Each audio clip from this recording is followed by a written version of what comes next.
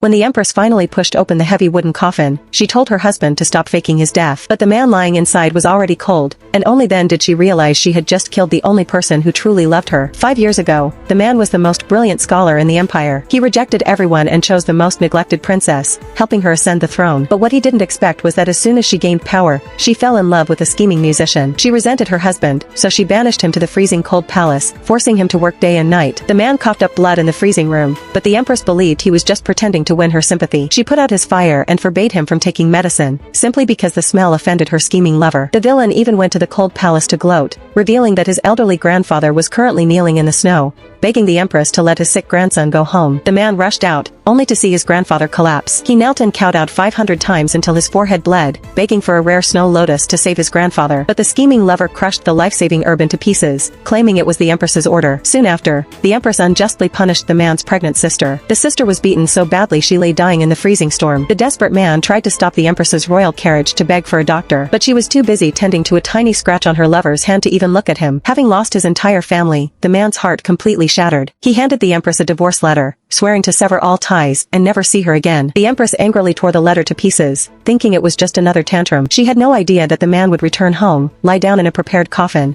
and quietly wait for his death. The next morning, a sudden, piercing pain struck the Empress's heart. A terrifying sense of dread washed over her. She rushed to his manor, only to see white mourning banners and a servant holding his memorial tablet. Furious and in denial, she ordered the guards to pry open the coffin. She sneered, telling him his trick wouldn't work this time. But the next second, when she looked inside, everyone froze.